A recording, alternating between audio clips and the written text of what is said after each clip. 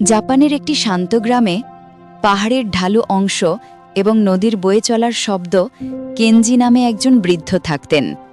গ্রামবাসীরা তাকে বাঁশ চাষি বলে ডাকত, কিন্তু তারা যা জানত না তা হল কেনজি কেবল বাঁশ চাষ করছিল না, সে আরও অনেক শক্তিশালী কিছু চাষ করছিল, আর তা হল ধৈর্য।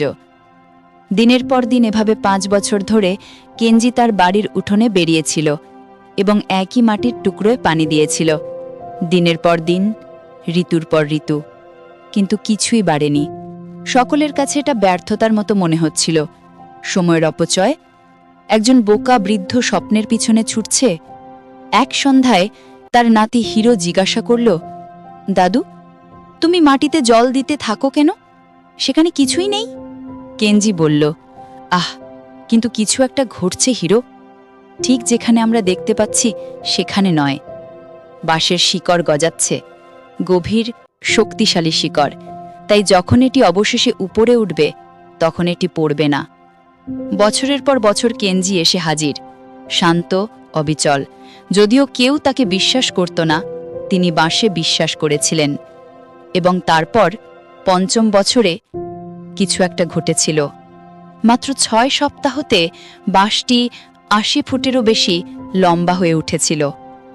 গ্রামবাসীরা হতবাক হয়ে গেল, এটা এত দ্রুত কিভাবে বেড়ে উঠল? তারা জিজ্ঞাসা করল।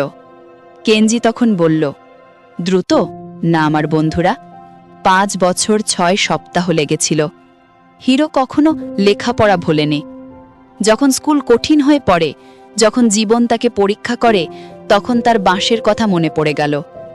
হিরোর দাদু কেনজি মনে রেখেছিলেন যে প্রকৃত বৃদ্ধি প্রায়শই মাটির নিচে ঘটে, যেখানে কেউ দেখে না, নীরবতায়, সংগ্রামে, ধৈর্যের মধ্যে। ধৈর্য কেবল অপেক্ষা করা নয়, অপেক্ষা করার সময় আপনি কিভাবে আচরণ করেন তাই এটি। কেবলমাত্র আপনি ফলাফল দেখতে পাচ্ছেন না, এর অর্থ এই নয় যে বৃদ্ধি ঘটছে না। হতে পারে, কেবল হতে পারে, আপনি শিকড় বৃদ্ধি করছেন।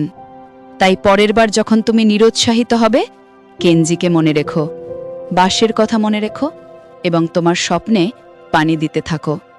যদি এই গল্পটি তোমাকে অনুপ্রাণিত করে, তাহলে এটিকে লাইক দিন, সাবস্ক্রাইব করুন এবং আশার প্রয়োজন এমন কারুর সাথে শেয়ার করুন।